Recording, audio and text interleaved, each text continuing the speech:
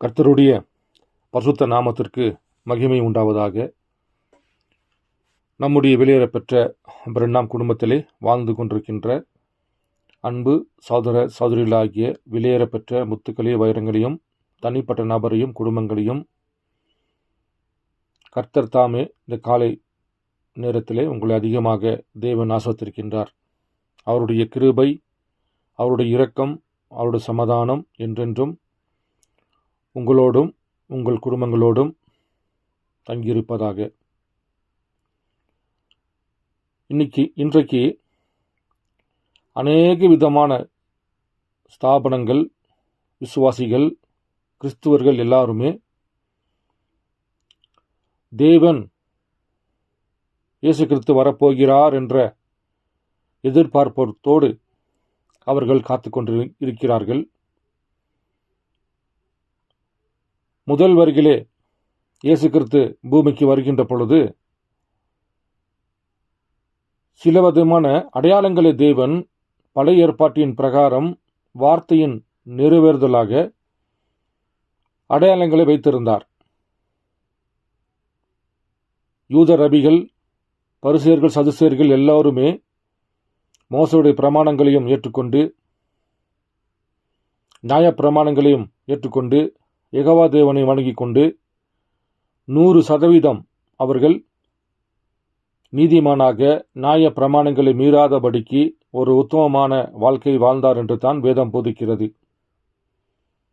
அப்படிப்பட்ட மோசேயுடைய பிரமாணங்களையும் நியாய பிரமாணங்களுக்கும் கீழ்ப்படிந்த அந்த பரிசேயராகட்டும், சதுசேயராகட்டும், ஆசாரியர்களாகட்டும், 12 கோத்திரங்களாகட்டும், மெசியா பூமிக்கு வருகிறார் என்று எதிர்பார்த்து கொண்டிருக்கின்ற பொழுது அவர்களுடைய எண்ணங்களை தேவன் பொய்யாக்கி போட்டு வேத வார்த்தையின் பிரகாரம் அவர் எளிமையாக வெளிப்பட்டு வருவதனாலே ஜனங்கள் அவரை கண்டு கொள்ளாமல் தவறிவிட்டார்கள். ஆனால் தேவன் அநேக அடையாளங்களை அவர்களுக்கு முன்பாக நடத்தி காண்பித்தார். அவர்களும் அதை பார்த்தார்கள், அந்த அடையாளத்தும் அற்புதத்தையும் பார்த்தார்கள். இருந்தாலும் அவர்களுடைய இருதயம் அதை ஏற்றுக்கொள்ளவில்லை. அவர்களுடைய சபை கோட்பாடுகள் அதை ஏற்றுக்கொள்ள மறுக்கிறது. அவர்களுடைய பாரம்பரியங்கள் அதை ஏற்றுக்கொள்ள மறுக்கிறது. இருந்த போதிலும் அவர்கள் யூதர்களாக இருந்தார்கள், யெகோவா தேவனை வணங்கிக் கொண்டிருந்தார்கள், மோசேயின் பிரமாணங்களை அவர்கள் விசுவாசித்துக் கொண்டிருந்தார்கள், நீதிமானாக வாழ்ந்து கொண்டிருந்தார்கள். ஆனால் அன்றைக்கு வெளிப்பட்ட வார்த்தைக்கு, அன்றைக்கு வெளிப்பட்ட மெசியாவை அவர்கள் காணாமல் இருப்பதனால இயேசு கிறிஸ்து அப்படிப்பட்ட ஜனங்களை பார்த்து, உங்கள் பிதாக்களாகிய பிசாசினாலே நீங்கள் உண்டாக்கப்பட்ட பிள்ளை என்று தேவன் சொல்லுகின்றார். யாரை பார்த்து சொல்கின்றார்? மோசேயின் பிரமாணங்களை கீழ்ப்படிந்தவர்கள், நியாய பிரமாணங்களை கீழ்ப்படிந்தவர்கள், யெகோவா தேவன் நாமத்தை விசுவாசித்துக் கொண்டு ஒரு ஆசிரியனாக இருந்து கொண்டிருந்த ஜனங்களை பார்த்து, உங்கள் பிதாக்களாகிய பிசாசினாலே நீங்கள் பிறந்தீர்கள் என்று இயேசு கிறிஸ்து அவர்களை பார்த்து சொன்னார். பாருங்கள், அன்றைக்கு வெளிப்பட்ட புதிய நாமத்திற்கு, புதிய மன்னாவுக்கு அவர்கள் வராமல் இருப்பதனாலே அவர்கள் எவ்வளவுதான் நீதிமானாக இருந்தாலும், நியாய பிரமாணத்தின்படி கீழ்ப்படிந்திருந்தாலும், 10 கட்டளைகளை கீழ்ப்படிந்தால் கூட அன்றைக்கு வெளிப்பட்ட மெசியாவை காணாமல், அன்றைக்கு வெளிப்பட்ட புதிய மன்னாவை அவர்கள் விசுவாசிக்காமல் இருப்பதனாலே அங்கு இருக்கிற ஜனங்களை பார்த்து, இந்த பரிசேயர் சதுசேயருடைய புளிச்ச மாவுக்கு நீங்க எச்சரிக்கையா இருங்க. இந்த பரிசேயருடைய உபதேசங்கள் அது புளிச்சமாவா இருக்கிறது, சதுசேயருடைய பிரசங்கங்கள் அது புளிச்சமாவா இருக்கிறது, அதில் உங்களுக்கு ஜீவன் இல்லை, நானே வழியும் சத்தியமும் ஜீவனுமா இருக்கிறேன் என்று தேவன் தன்னிடத்தில் வரும்படி, தான் யார் என்பதை பெற்றுக்கொள்ளும்படி தேவன் அங்கு கிருபை செய்தார். ஆனால் ஜனங்களோ அவரை புறக்கணித்தார்கள். பிறகு தேவனாலே தெரிந்து கொள்ளப்பட்ட, தான் முன்குறிக்கப்பட்ட பிள்ளைகளிடத்தில் தேவன் அங்கு சென்று தன்னையே அவர்களுக்கு தேடி தேடி சென்று தன்னை வெளிப்படுத்தி காண்பித்தார். அப்படியாகத்தான் 12 அப்போஸ்தலர்கள் மத்தியிலே அவர் இந்த உலக ஜனங்கள் என்னை யார் என்று சொல்கிறார்கள் கேட்கின்ற பொழுது சில பேர் ஆண்டவரே, உம்மை போதகர் என்றும் தீர்க்கதரிசி என்றும் சில பேர் எலியாவில் எரோமியாவில் ஒருவர் என்றும் சொன்னார்கள் என்று அவர்கள் பதில் உரைத்தார்கள். ஆனால் தேவன் தனிப்பட்ட நபராக ஒரு மனிதனிடத்தில், பேதுருவே, நீ என்னை யார் என்று சொல்கிறாய் அப்படி என்று கேட்கின்ற பொழுது அவர் எந்த பைபிளும் தூக்கிட்டு போய் அவர் தேடி பார்க்கவில்லை. அல்லது அன்றைக்கு எழுதப்பட்ட தோராவை எடுத்து அவர் தேடி பார்க்கவில்லை. அல்லது தன் தாய் தகப்பனிடத்தில் ஓடி போய் அவர் கேட்கவில்லை. அல்லது தன்னுடைய ஆசாரியனிடத்தில் போய் கேட்டுட்டு வந்து அவர் பதில் சொல்லவில்லை. பரிசுத்த ஆவியானவர் ஒரு தனிப்பட்ட நபருக்குள்ள இறங்கி மாம்சத்தில் வெளிப்பட்ட இயேசுதான் கிறிஸ்து என்று வெளிப்பாடை பரிசுத்தாவின் மூலியமாக பேதுரு பெற்றுக்கொள்கின்ற பொழுது அவர் சொல்கின்றார், ஆண்டவரே, நீர் ஜீவனுள்ள தேவனுடைய குமாரன் கிறிஸ்து என்று சொல்கின்ற பொழுது பாருங்கள், உடனே தேவன் அவரை பார்த்து, பரலோகத்தின் திறவுகோலை உனக்கு நான் தருகிறேன், இந்த வெளிப்பாட்டின் மேலே என் சபையை கட்டுகிறேன். பேதுரு மேலே இல்லை, பேதுரு பெற்றுக்கொண்ட வெளிப்பாடு. உலக ஜனங்கள் எல்லோருமே அவரை மனிதன் என்றும் பெயல்செபூல் சொல்லுகின்ற பொழுது பரிசுத்த ஆவி பேதுருக்குள்ள வாசம் செய்து இயேசு என்கின்ற மனிதனை தேவன் என்றும் குமாரன் என்றும் பாருங்கள் அறிக்கை செய்வதுதான் பரலோகத்தின் திருவுக்கோல் என்று வேதம் போதிக்கிறது.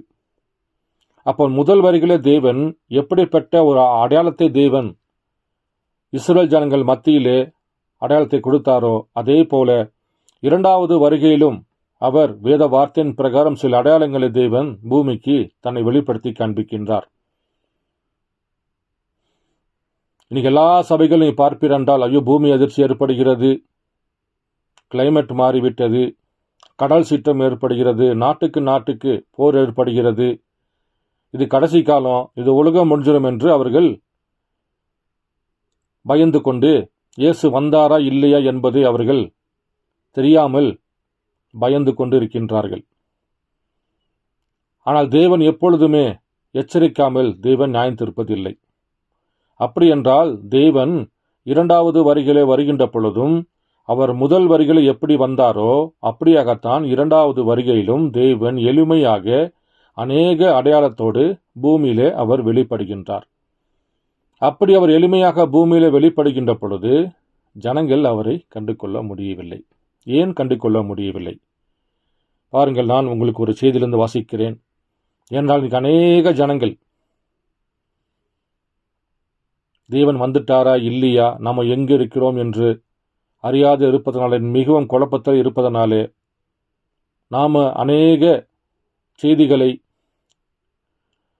மூன்றாவது வேதாந்தத்திலிருந்து பேசுகின்ற பொழுது அவர்கள் கேட்கின்ற பொழுது மிகவும் ஆச்சரியம் படுகின்றார்கள்.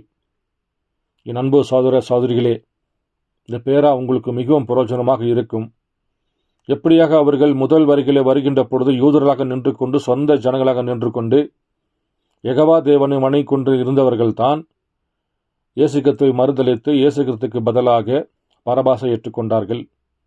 அதே போல் அவர் இரண்டாவது வருகையிலே வருகின்ற பொழுதும் ஜனங்களால் அவரை கண்டு கொள்ள முடியவில்லை.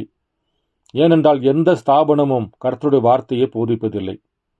எந்த ஸ்தாபனம் ஒரு சகோதரனையோ ஒரு சகோதரியோ நித்திய ஜீவனை பெற்றுக்கொள்ளும்படியாக வார்த்தையின் ரகசியங்களை யாருமே போதிப்பதில்லை. எல்லாமே சொந்த கோட்பாடுகள், மனிதன் ஞானங்கள், பாரம்பரியத்தை போதித்து தான் படித்து வந்த ஞானத்தை வைத்துக்கொண்டு அவர் இப்படித்தான் இருப்பார், அப்படித்தான் இருப்பார், இப்படித்தான் வருவார் என்று தன்னுடைய படிப்பின் ஞானத்தினாலே சபை நடத்தி கொண்டிருப்பதனாலே தேவன் எளிமையாக வருகின்ற பொழுது அந்த அடையாளத்தை தேவன் பூமியில் வெளிப்படுத்தி காண்பிக்கின்றார். அப்படி இருந்தும் கூட பாருங்கள், ஜனங்களால் அந்த அடையாளத்தை கண்டும் கூட அதை விசுவாசிக்க முடியவில்லை, அதை ஏற்றுக்கொள்ள முடியவில்லை, அதை காண முடியவில்லை. அதை அவர்கள் கண்டும் கூட கடந்து போகின்றார்கள். பாருங்கள், ஒரு செய்தியிலிருந்து நான் வாசிக்கிறேன். இது மிகவும் உங்களுக்கு பிரயோஜனமாக இருக்கும். 63வது ஆண்டு 1வது மாதம் 18ஆம் தேதி சத்தியத்தின் ஆவி. இந்த செய்தியில 51வது பேரா முதல் நான் உங்களுக்கு கொஞ்சம் வாசிக்கிறேன். இப்பொழுது சுவிசேஷத்தை பிரசங்கிக்க அவர் நட்சத்திரங்களை தெரிந்து கொண்டிருந்தால் அது நீண்ட காலத்திற்கு முன்பே செய்யப்பட்டிருக்கும். அவைகளால் ஒருபோதும் அவருடைய சித்தத்திற்கு புறம்பாக செல்லாது. அதாவது தேவன் சொல்கின்றார், தேவன் தன்னுடைய வார்த்தையை பிரசங்கிக்க அவர் நட்சத்திரங்களை தெரிந்து கொண்டிருப்பார் என்றால் அந்த நட்சத்திரங்கள் ஒருபோதும் அவருடைய பாதை விட்டு விலகி போகாது. அவர் அந்த சூரியனை பிரசங்கிக்க தெரிந்து கொண்டிருந்தால் அல்லது அந்த காற்றுகளை அவர் பிரசங்கிக்க தெரிந்து கொண்டிருந்தால் அவைகள் ஒருபோதும் அவருடைய சித்தத்திற்கு மாறாக போயிருக்காது. புரிகிறதா? பாருங்கள், தேவன் நட்சத்திரங்களையோ சூரியனையோ காற்றையோ வைத்து அவர் தன்னுடைய வார்த்தைகளை பூமியிலே பிரசங்கிக்கும்படி செய்திருந்தால் அவைகள் ஒருபோதும் அவருடைய வார்த்தையின் பிரகாரம் அவருடைய சித்தத்திற்கு மாறாக எதுவுமே சேர்ந்திருக்காது. ஆனால் நாமோ சுயாதீனமாக தெரிந்து கொள்ளும் அடிப்படையில் இருக்கின்றோம். ஆனால் ஒரு மனிதன் சுய புத்தினாலே அவன் சாயக்கூடியவனாக இருக்கின்றான். அப்படி இருக்கின்ற பொழுது நாம் எதை வேணாலும் பேசுவதற்கும் எதை வேணாலும் செய்வதற்கும் நமக்கு விருப்பம் உண்டு. அப்ப தேவன் செய்கிறார் பாருங்கள், நான் மேல் வாசிக்கிறேன். ஆனால் நாமோ சுயாதீனமாக தெரிந்து கொள்ளும் அடிப்படையில் இருக்கிறோம். நாம் விரும்புகிற விதமாகவே நாம் நடந்து கொள்ள முடியும். அந்த காரணத்தில் தான் நாம் அவருக்கு அப்படிப்பட்ட ஒரு மனவேதனையாக இருந்து வருகிறோம். பாருங்கள், அப்ப தேவன் ஒரு மனிதனை தெரிந்து கொள்கின்ற பொழுது அந்த மனிதன் சுயாதீனமாக இருப்பதனாலே ஒன்றை அவன் தெரிந்து கொள்வதற்கும் அல்லது அதை தள்ளி வைப்பதற்கும் பாருங்கள், அவன் அப்படிப்பட்ட ஒரு சுவாபத்தினாலே இருப்பதனாலே நாம் அநேக நேரங்களில் கர்த்தருடைய மனதை வேதனைப்படும்படியாக சில காரியங்களை நாம் செய்து விடுகின்றோம். எப்பொழுதுமே இவ்விதமாகவே நம்முடைய சொந்த வழிகளை உட்புகுத்தி விரும்பி அவருடைய வழிகளிலிருந்து விலகி செல்கின்றோம். புரிகிறதா? அப்ப நம்ம என்ன எப்பவும் பாருங்கள், ஏதோ ஒரு காரணத்தின் மூலியமாக நாம் தேவனுடைய வார்த்தை விட்டு அவருடைய சித்தத்தை விட்டு நாம் விலகி செல்வதற்கு இது ஒரு காரணமாக இருக்கிறது. மனிதன் எப்பொழுதுமே தேவன் செய்து உள்ளவற்றிற்கு இடைவிடாது புகழ்ந்து கொண்டே இருப்பான். பாருங்கள், மனிதன் எப்போ என்ன செய்கின்றான்? தேவன் செய்துள்ளவற்றை இடைவிடாத அவரை பற்றி புகழ்ந்து கொண்டே இருப்பான் என்று நான் முன்பே கூறியுள்ளேன். அவர் என்ன செய்வார் என்பதை அவன் எப்பொழுதுமே கூறிக்கொண்டிருக்கின்றான். அதன் பின்னர் அதே சமயத்தில் அவர் என்ன செய்து கொண்டிருக்கிறார் என்பதில் கண்டும் காணாதது போல இருந்து விடுகின்றான். புரிகிறதா? பாருங்கள், தேவன் செய்த அற்புதத்தை அவன் எண்ணிக்கொண்டு அறிக்கை பண்ணிட்டு அதை பற்றி பேசிக்கொண்டு இருப்பான். அதே நேரத்தில் அவர் என்ன செய்து கொண்டிருக்கின்றார் என்பதையும் அவனால் கண்டு கொள்ள முடிகிறது. ஆனால் அதை அவன் விசுவாசிக்காமல் கண்டும் காணாதது போல அதை விட்டுவிடுகின்றான். புரிகிறதா? அநேகர், ஓ, தேவன் சிவந்த சமுத்திரத்தை பிளந்தார், ஆம், தேவனுக்கு மகிமை, அது உண்மைதான் என்று கூறுவார்கள். அப்போ அநேக ஜனங்கள் பழைய ஏற்பாட்டை அவர்கள் வாசிக்கின்ற பொழுது அன்றைய நாட்களில் தேவன் இயற்கைக்கு அப்பாற்பட்ட யாருமே செய்ய முடியாத ஒரு செங்கடலை இரண்டாக பிளந்து அந்த வழியாக தான் தெரிந்து கொள்ளப்பட்ட ஜனங்களை வழிநடத்தி கொண்டு போனார் என்று அதற்காக நன்றி செலுத்தி அவர்கள் தேவனுக்கு மகிமை என்று சொல்வார்கள். ஆம், தேவனுக்கு மகிமை, அது உண்மைதான் என்று கூறுவார்கள். ஆம், இயேசு மறுபடியும் வருகிறார், அல்லேலூயா, அது உண்மையே. ஆனால் இன்றைக்கு அவரை குறித்து பேசுகிறார்களா? அது மற்றொரு நாளுக்கானதாக இருக்கிறது. புரிகிறதா? பார்த்தீர்களா?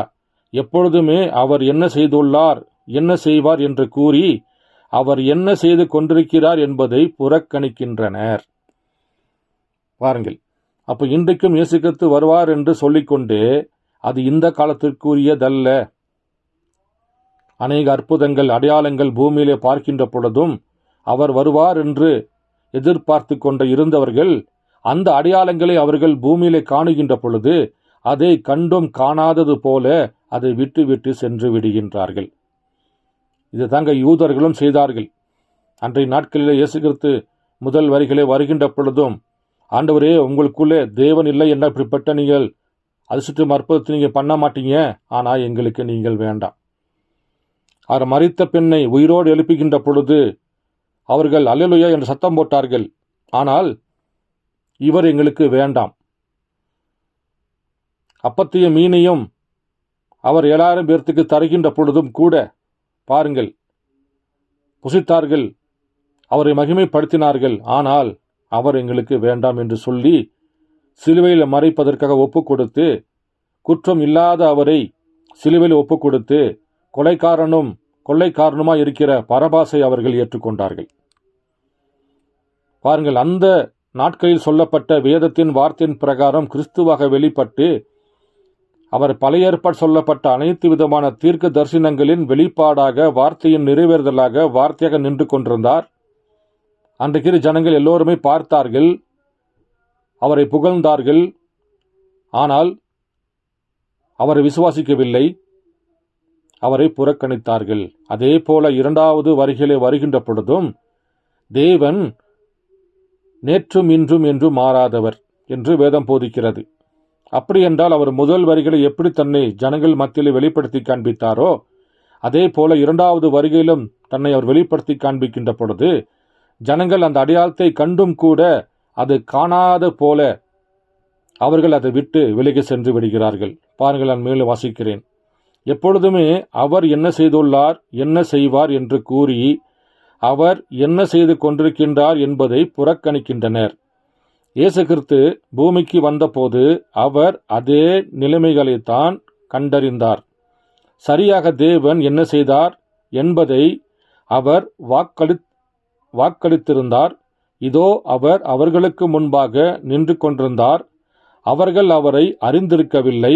அவர் உலகத்தில் இருந்தார். உலகம் அவர் மூலமாய் உண்டாயிற்று. உலகமோ அவரை அறியவில்லை, அது உண்மை. ஆனால் அவரை ஏற்றுக்கொண்டவர்கள் எத்தனை பேர்களோ அத்தனை பேர்களும் தேவனுடைய பிள்ளைகளாகும்படி அவர்களுக்கு அதிகாரம் கொடுத்தார். அதுவே அந்த மகிமையான பாகமாக இருந்தது. பாருங்கள், அன்பு சகோதர சகோதரிகளே,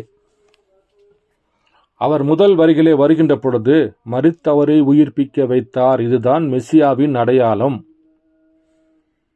ஏசாயா புஸ்தகத்திலே சொல்லப்பட்ட தீர்க்கதரிசனுடைய வார்த்தைகள் இயேசு கிறிஸ்துவின் நாட்களிலே நிறைவேற்றப்படுகின்ற பொழுது குருடர்கள் பார்வை அடைவார்கள், முடவர்கள் மான்கால்களைப் போல துள்ளி குதிப்பார் என்று சொன்ன அந்த வேத வார்த்தை இயேசு கிறிஸ்துவின் நாட்களிலே அது நிறைவேறுகின்றது.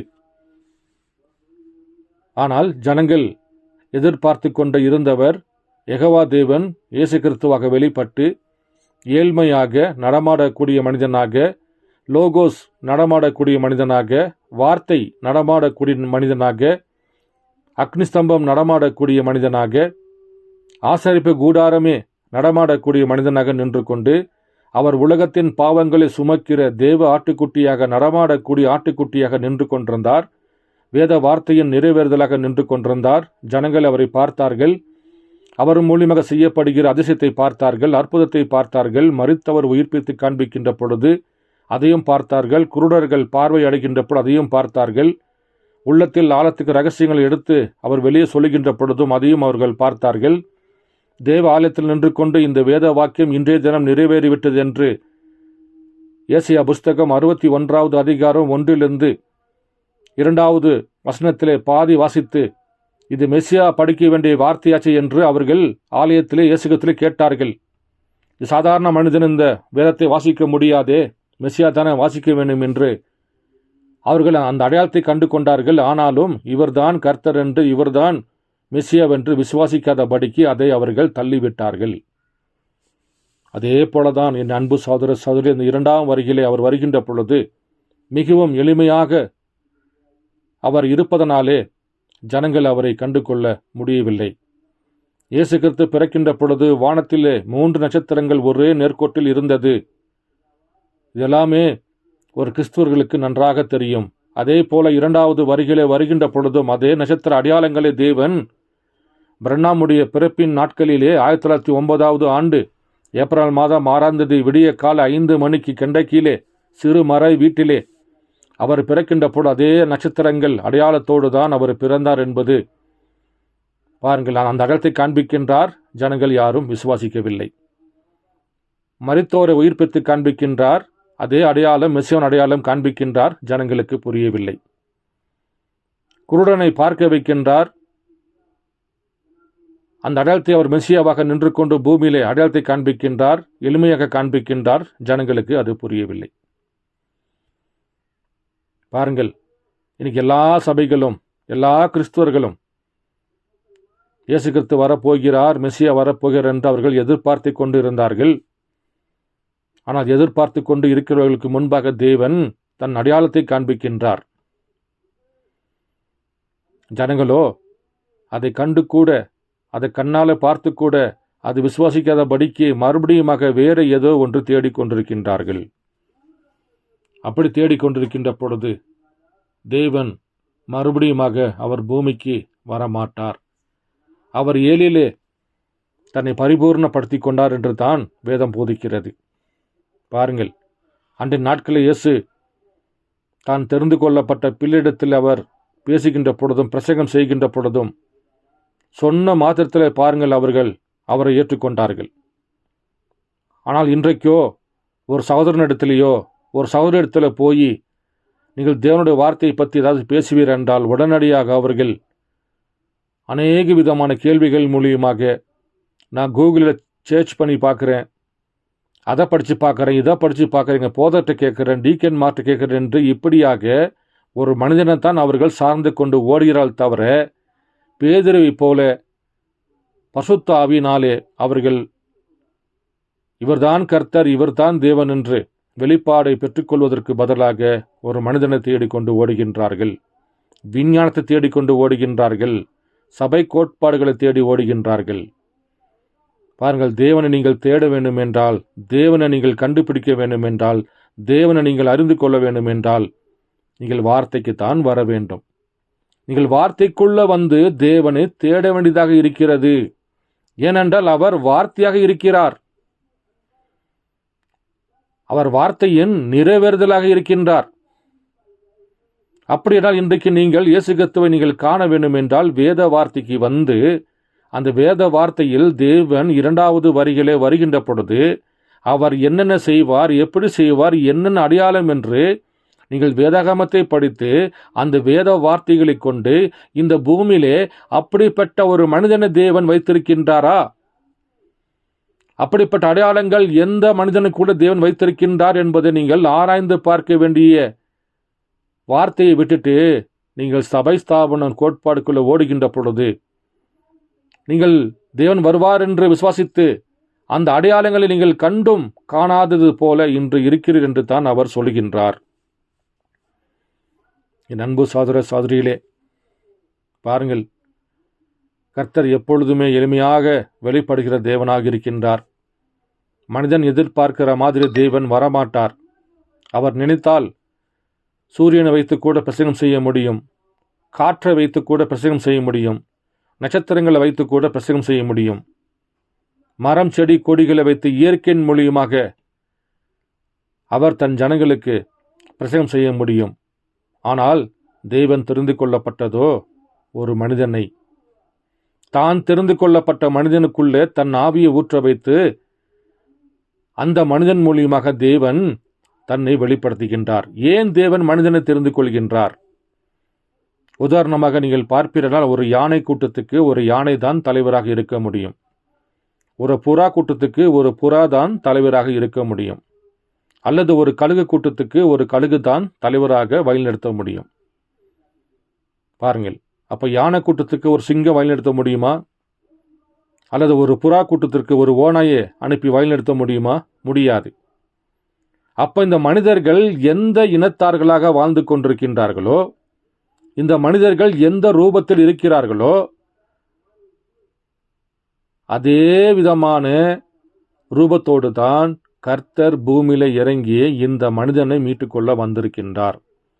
ஒருவேளை தேவன் புறாவை மீட்டுக்கொள்ள வேண்டும் என்றால் தேவன் புறாவாக வெளிப்படுகின்றார், கழுகுகளை மீட்டுக்கொள்ள வேண்டும் என்றால் தேவன் கழுகுகளாக வெளிப்படுகின்றார், ஒரு செம்மறியாட்டு கூட்டத்தை மீட்டுக்கொள்ள வேண்டும் என்றால் தேவன் செம்மறியாட்டு கூட்டத்திலே ஒரு செம்மறியாடாக வெளிப்படுகின்றார். ஆனால் தேவன் மீட்டுக்கொள்ள வேண்டியது ஏதேன் தோட்டத்தில் இழந்து போன ஆதாம் ஏவாள் ஆகிய மனிதர்களை. தேவனாலே உருவாக்கப்பட்ட சிருஷ்டிக்கப்பட்ட மனிதன் தான் இழந்து போனான். அந்த இழந்து போன மனிதனை மீட்டுக் கொள்வதற்காக தேவன் மனிதனாகவே பூமிக்கு வந்தால்தான் அவர் நம்மளை மீட்டுக்கொள்ள முடியும். அதனால் தான் பாருங்கள், தேவன் தன்னை மனிதனாக வெளிப்படுத்தி எளிமையாக, உதாரணத்துக்கு நீங்கள் பாருங்கள், 30 ஆண்டு காலமாக இயேசு கிறிஸ்து பூமியில வாழ்ந்தார். யாருக்காவது தெரியுமா இவர்தான் யெகோவா தேவன் என்று? இவர்தான் பரிசுத்த ஆவியினாலே பிறக்கப்பட்ட, கண்ணின் வயிற்றில் பிறக்கப்பட்ட தேவனுடைய குமாரன் என்று யாருக்காவது தெரியுமா? பாருங்கள், யாருக்குமே தெரியல. 30 ஆண்டுகளாக அவர் எளிமையாக சாதாரண மனிதனாகத்தான் அவர் வாழ்ந்து கொண்டிருந்தார். ஆனால் அவருடைய நேரம், அவருடைய காலம், அவருடைய ஊழியம் 30 ஆண்டுகளில் யோவான் ஸ்நானன் அவர் பார்க்கின்ற பொழுது, இதோ உலகத்தின் பாவங்களை சுமக்கிற தேவ ஆட்டுக்குட்டி என்று ஜனங்களுக்கு அவரை அடையாளப்படுத்தி காண்பித்தார். இவர்தாப்பா நம்முடைய பாவங்களை சுமந்து தீர்க்கிற தேவ ஆட்டுக்குட்டி என்று பாருங்கள். யோவான் ஸ்நானகன் மூலியமாக இவர்தான் மெசியா என்று, இவர்தான் கிறிஸ்து என்று, இவர்தான் பலியாடு என்று பாருங்கள். அந்த 30 ஆண்டுகளாக வேறு யாருக்குமே தெரியவில்லை, யாரும் கண்டு கொள்ளவில்லை. பாருங்கள், அந்த 3 ஆண்டு பரிசுத்த ஆவியான ஒரு ஊழியம், கிறிஸ்துக்குள்ள வாசம் செய்து வேத வார்த்தையை நிறைவேறுதல் எல்லாத்தையுமே தேவன் நிறைவேற்றி காண்பித்தார். ஆனால் அவரை பார்த்தவர்கள் பெயல்செபூல் என்றார்கள். இவர் தச்சனுடைய மகனாச்சே, இவங்க அம்மா திருமணம் ஆகிறதுக்கு முன்னாடியே கர்ப்பம் தரிசிட்டாங்களே என்று அநேக விதமான தவறான வார்த்தைகளை இருப்பார்கள் இயேசு கிறிஸ்து அவர்கள் அழைத்தார் என்று வேதம் போதிக்கிறது.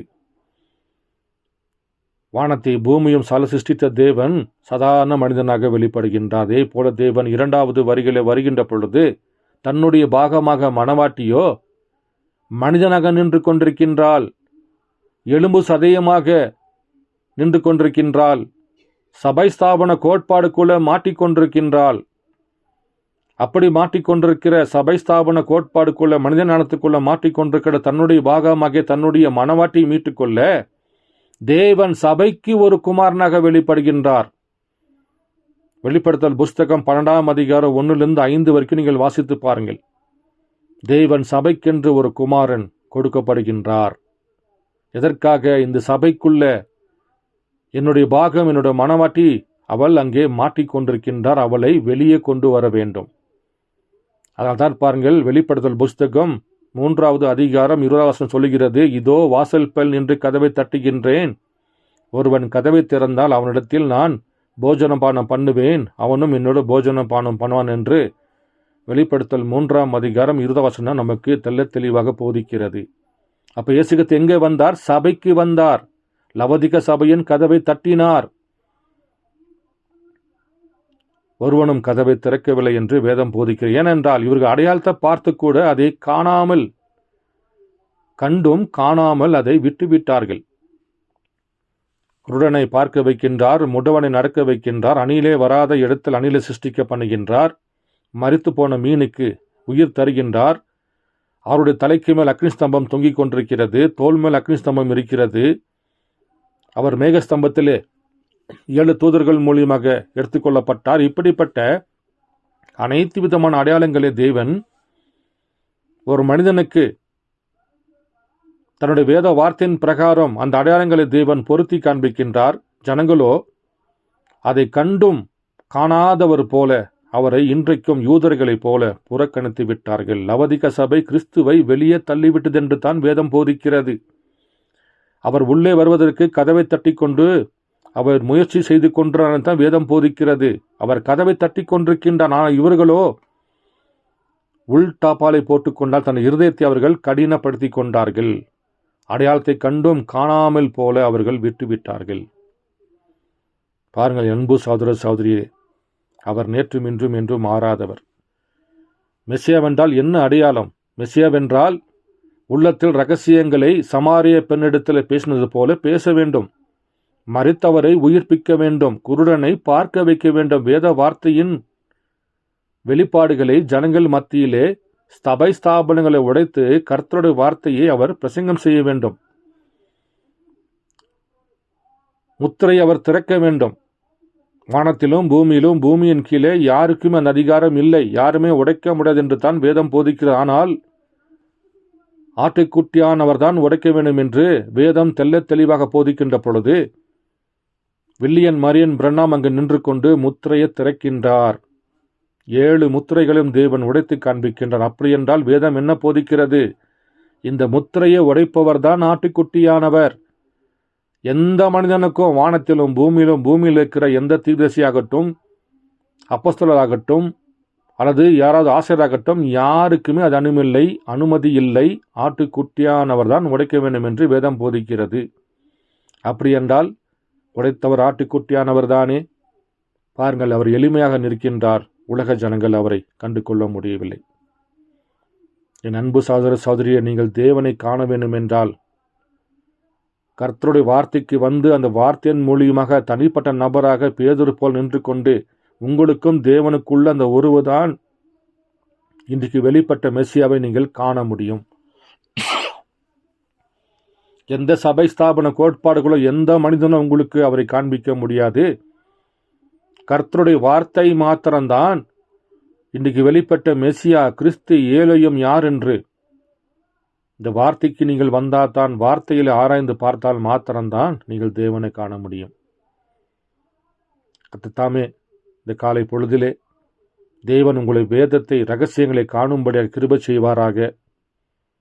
யூதர்களைப் போல தேவன் உங்களை குருடாக்காதபடிக்கு, சபை ஸ்தாபனக்குள் கோட்பாடுக்குள்ள போகாதபடிக்கு தேவன் உங்களை தெரிந்து கொண்டு பேதுரு போல தனிப்பட்ட நபராக கிறிஸ்துவை காண, மெசியாவை காண, வார்த்தை விசுவாசிக்கும்படி கர்த்தர் தாமே இந்த காலை நேரத்தில் உங்களுக்கு உதவி செய்வாராக. ஆமேன்.